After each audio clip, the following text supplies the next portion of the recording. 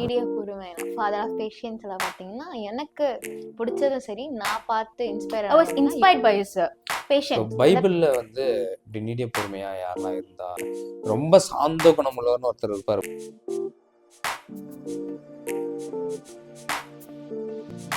Okay, so இப்போ நம்ம வந்து பார்த்தீங்கன்னா ஃப்ரூட்ஸ் ஆஃப் த ஸ்பிரிட் வந்து பார்த்துட்ருக்கோம். ஸோ அதில் நெக்ஸ்ட்டு ஃப்ரூட் பார்க்கலாம். ஸோ பார்த்தீங்கன்னா அது வந்து பேஷன்ஸ் கேள்விப்பட்டிருப்பீங்க. நீடிய பொறுமைன்னு ஒரு விஷயம் கேள்விப்பட்டிருப்பீங்க. நீடிய பொறுமை சிம்பிளாக சொல்லணுன்னா பேரண்ட்ஸ் நம்மளை எப்படி ஹேண்டில் பண்ணுறாங்கன்றத வச்சே நீங்கள் பார்த்துக்கலாம். ஒரு பேரண்ட் வந்து ஒரு கிட்டை எப்படி ஹேண்டில் பண்ணுறாங்க, அவங்களோட கிட்டை வந்து எப்படி நடத்துகிறாங்க அப்படின்றத வச்சே தெரிஞ்சிடும். ஏன்னா ஆஸ் அ கிட்ஸாக நம்ம நிறைய விஷயங்கள் பண்ணியிருப்போம், அவங்கள ரொம்ப அனாய் பண்ணியிருப்போம், அவங்க ஃப்ரஸ்ட்ரேட் ஆகிற மாதிரி நிறைய விஷயங்கள் பண்ணியிருப்போம். பட் அந்த விஷயத்தில் அவங்க ரொம்ப பொறுமையாக இருப்பாங்க. ஆனால் அவங்க நம்மக்கிட்ட வச்சுருக்க எக்ஸ்பெக்டேஷன்ஸ்லாம் ஒன்று இருக்கும். அது நம்மக்கிட்டேருந்து அவங்க கிடைக்காத போதுலேயும் அவங்க ரொம்ப பொறுமையாக இருப்பாங்க. ஸோ அது வந்து நீங்கள் டே டு டே லைஃப்பில் ஈஸியாகவே பார்க்கலாம் நீடிய பொறுமையிலேருந்து. ஸோ பைபிளில் வந்து இப்படி நீடிய பொறுமையாக யாரெல்லாம் இருந்தா அப்படின்னு சொல்லிட்டு ஒரு கொஞ்சம் பேரை நம்ம பார்த்துடலாம். சொல்லுங்கள் ஜோனா, நீடிய பொறுமை உங்களுக்கு யார் ஞாபகம் வரவிட? நீடிய பொறுமைனா ஃபாதர் ஆஃப் பேஷியன்ஸ்ல பார்த்தீங்கன்னா எனக்கு பிடிச்சதும் சரி நான் பார்த்து இன்ஸ்பயர் ஆனது பார்த்தீங்கன்னா யோபு வந்து அவர் லைஃப்ல படாத கஷ்டம்னு பட்டிருக்காரு. அந்த கஷ்டம்லாம் அவர் படும்போது வந்து அவர் ஒரு வாட்டி உங்களை காட் குவெஸ்டின் பண்ணல, எந்த இடத்துலையுமே கோவப்படல.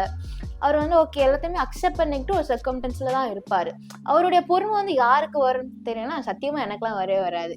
ஏன்னா அந்த பொறுமைன்றதே இல்லாததான் நான் கூட எக்ஸாம்பிள். ஏன்னா பேஷன்ஸ்லாம் எனக்கு சுத்தமாக இருக்கு. ஆனால் நான் வந்து எப்போ நான் யோபோட சாப்டர் நான் படிக்க ஸ்டார்ட் பண்ணாலும் அந்த பேஷன்ஸ் வந்து யாருக்குமே இருக்காது. ஒரு ஸ்டேஜில் வந்து அவங்க ஒய்ஃபே சொல்லுவாங்க, ஓகே நீ வந்து அவரை சொல்லிட்டு நீ இறந்துரு, ஏன் இவ்வளோ கஷ்டப்படுறோம். அந்த இடத்துலையுமே வந்து அவர் வந்து அதுல காடை விட்டு கொடுக்கலாம், அந்த பேஷன்ஸுமே இறக்கல. He has faith on God. Okay இவ்வளோ கஷ்டப்படுறேன்னா அதுக்கு ஒரு பலன் இருக்கும்.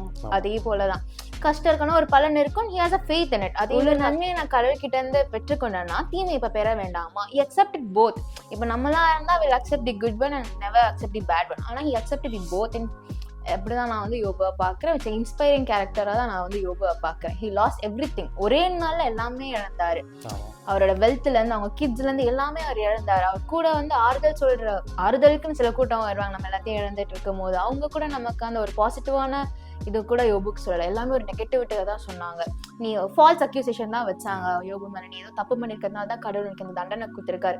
ஒரு ஃபேக்ஃபுல்லான பர்சனுக்கு திடீர்னு கடவுள் உள்ள தண்டனை கொடுக்கும் போது நம்ம என்ன கண்டிப்பா கடவுள் மேல நமக்கு கோவம் தான் வரையும். இவ்வளவு நாள் நீங்க வந்து பிளஸ் பண்ணிட்டு இப்போ மட்டும் நீங்க எதுக்கு எனக்கு வந்து இவ்வளவு கஷ்டத்தை கொடுக்குறீங்க? ஆனா அந்த இடத்துல யோபு வந்து கடல் மேல ஒரு கஷ்டமும் படல. அவரோட வார்த்தையினாலுமே கடலை வந்து ஒரு வார்த்தை சொல்லாம அவர் வந்து அவரோட இது வந்து அவரோட ஃபெய்த்லயுமே அவர் இருந்தார், பேஷன்ஸ்லயும் அவர் இருந்தாருன்னு நான் பாக்குறேன் யோபுவை.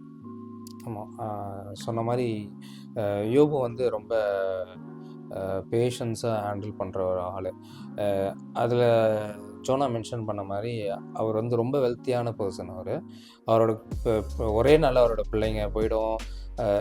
அது ஆக்சுவலி அதுக்கு முன்னாடி பைபிளில் மென்ஷன் ஆகிருக்கும்.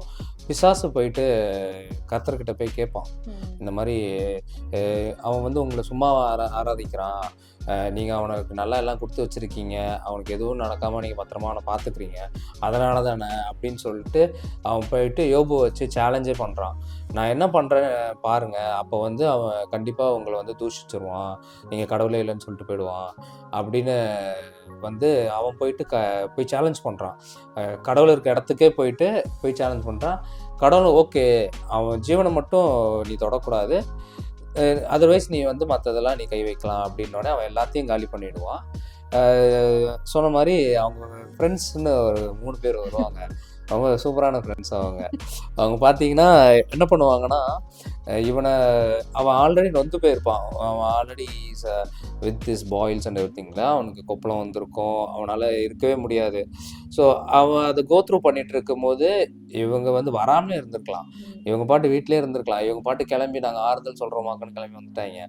பொதுவாக ஒரு 4 பேர் அப்படி தான் வருவாங்க, ஆறுதல் சொல்கிறோம் நாங்கள், நீங்கள் ரொம்ப கஷ்டப்படுறீங்களா, அதோ நாங்கள் சொல்கிறோம் ஆறுதல் அப்படின்ட்டு வந்துட்டு நம்மளை ரொம்ப அக்யூஸ் பண்ணுவாங்க. நீ ஏதோ பெரிய பாவம் பண்ணிட்ட, இல்லாட்டி இப்படிலாம் நடக்குமா, தேவன் உன்னை தண்டிச்சிட்டாரு, இது பண்ணிட்ட பண்ணிட்டாரு அப்படின்னு சொல்லிட்டு இது பண்ணுவாங்க. இதுதான் நம்ம அந்த ஃபஸ்ட்டு ஃப்ரூட்டில் கூட நம்ம பார்த்துருப்போம். இந்த ஆட்டுத்தோலை போர்த்தி கொண்டு வருகிற ஓநாய்கள். ஆனால் இவங்களாம் ஃப்ரெண்ட்ஸு தான். ஆனால் இவங்களாம் தான் ஓநாய்கள். இவங்க வந்து இவங்ககிட்ட கம்பேஷன் கிடையாது. அவன் கஷ்டப்படுறானே அப்படின்னு சொல்லிட்டு ஒரு மனது உருக்கமே இல்லை. அவனுக்காக அவங்க வந்து சொல்யூஷன் தேடினாங்க. ஸோ இவன் வந்து பாவம் பண்ணிட்டான், இவன் இதுலேருந்து இந்த பாவத்தை இவன் அறிக்கையிட்டு இது பண்ணிட்டான், இவன் வந்து இதாகிடுவான். ஆனால் என்ன நடந்துச்சுன்னு அவங்களுக்கு தெரியவே தெரியாது. அவங்க பாட்டு வந்துட்டு அக்யூஸ் பண்ணிட்டு ஏதோ பாவம் பண்ணிட்டேன், இல்லாட்டி நீ வந்து இப்படிலாம் வந்திருக்காது அப்படி இப்படின்னு சொல்லுவாங்க. ஆனால் யோபு வந்து எல்லாம் சரியாகும் போது கடைசியில் பார்த்தீங்கன்னா கர்த்தர் அவனை ரெட்டிப்பாக ஆசை வச்சுருப்பார். அவனுக்கு இத்தனை பிள்ளைங்க இறந்துச்சா டபுள் த டைம் அவனுக்கு கிட்ஸ் வந்திருக்கும். அவனோட ஆஸ்தி எல்லாமே 2 மாறி இருக்கும். அதுக்கப்புறம் அவங்களுக்கு ஃப்ரெண்ட்ஸை பார்த்து கர்த்தரே சொல்லுவார், நீங்கள் யோபு பேசுகிற மாதிரி நீங்கள் யாருமே பேசலை, இப்போ நான் அவங்கள மன்னிக்கணும்னா யோபு தான் என்கிட்ட வந்து ப்ரேயர் பண்ணும் அப்படின்னு சொல்லியிருப்பார். ஸோ அதில் யோபு வந்து நீடிய பொறுமையில் ஒரு ரொம்ப பெரிய ஒரு ஐகானிக் கேரக்டர்னே சொல்லலாம் அதில். ஏன்னா அவர் கோத்ரூ பண்ண விஷயம் வந்து அந்த ஃபிசிக்கல் சஃபரிங் டெய்லி அந்த உறுத்திக்கிட்டே இருக்கும், வலிச்சுக்கிட்டே இருக்கும். ஸோ அதை வந்து அவர் அது சரியாகிற வரைக்கும் அவர் கோத்ரூ பண்ணி அந்த டைமில் அவர் பொறுமையாக இருந்திருக்காருன்றது வந்து அது வந்து பாசிபிளே கிடையாது. இந்த ரொம்ப சாந்த குணமுள்ளவர்னு ஒருத்தர் இருப்பார், மோசேன்னு கேள்விப்பட்டிருப்பீங்க. ஆனால் அவரே வந்து ஒரு இடத்துல பிரேக் ஆவார். இந்த இஸ்ரேல் ஜனங்கள் பண்ணுற இதெல்லாம் பார்த்து பிரேக் ஆகி போங்கடாடே யாரா நீங்களான்னு சொல்லிட்டு இந்த 10 கற்பனையில் வாங்கிட்டு வந்து அவர் கீழே போட்டு உடச்சிருவார் அவர். ஸோ அவர் வந்து ஒரு இன்ஸ்டன்ஸ் அந்த இதே அவரால் இது பண்ண முடியல. பட் ஆனால் இங்கே யோபு பார்த்தீங்கன்னா டெய்லி அவர் அந்த வழியை அனுபவிச்சுட்டே இருப்பார். ஆனால் அவர் வந்து ஸோ ஒரு கர்த்தர் என்ன இப்படி பண்ணிட்டாரே அப்படி பண்ணிட்டாருன்னு அவர் சொல்லியிருக்கவே மாட்டார். இது சொன்ன மாதிரி நன்மையை பெற்றுக்கொண்டு நாம் தீமையை பெற்றுக்கொள்ள வேண்டாமா அப்படின்னு சொல்லிட்டு அவர் ஒய்ஃப் கிட்ட வந்து அவர் அட்வைஸ் பண்ணிட்டு இருப்பார் உட்காந்து. ஸோ அது நீடிய பொறுமை வந்து நம்ம லைஃப்லேயே ரொம்ப ஒரு முக்கியமான விஷயம். நம்ம என்ன கோத்ரூ பண்ணுறதுன்றது செகண்டரி தான். ஸோ அந்த கோத்ரூ பண்ணுற டைமில் ஹவ் வி ஆர் லிவிங், நம்ம வந்து ரொம்ப அந்த நீடிய அந்த பொறுமையை காத்துக்கொண்டு நம்ம நடக்கிறோமா, இல்லை அதை விட்டு நம்ம பிரேக் ஆகி எல்லாத்தையும் த்ராஷ் பண்ணுறோமான்றது தான். ஏன்னா கர்த்தர் பார்த்துட்டு இருக்காருல்ல, நம்ம அது ஏதாச்சும் ஒரு ரீசன் இருக்கும் நம்ம ஒரு விஷயத்தை கோத்ரூ பண்ணுறோன்னா. ஸோ அந்த டைமில் நம்ம கண்டிப்பாக நீடிய பொறுமையாக இருக்கணும். ஸோ அதுதான் one of the fruit, one of the important ஃப்ரூட்னு சொல்லலாம். So patience is like a seed. It takes time to grow. Yeah, of course. It will definitely take some time to grow. So அது வரைக்கும் நம்ம கண்டிப்பாக wait பண்ணிட்டே தான் இருக்கணும். விதையை போட்டு நம்ம உடனே திறந்து பார்த்தோன்னு வைங்களேன், அது மாதிரி பைத்தியக்காரதானே எதுவுமே கிடையாது. மேலே இருந்து கர்த்தர் பார்த்துட்டு இருந்தாலும் சரி இவனுக்காக கொடுத்தேன் அப்படின்ற மாதிரி அவர் யோசிக்கிற மாதிரி ஆகிடும். So patience is very important thing in our life.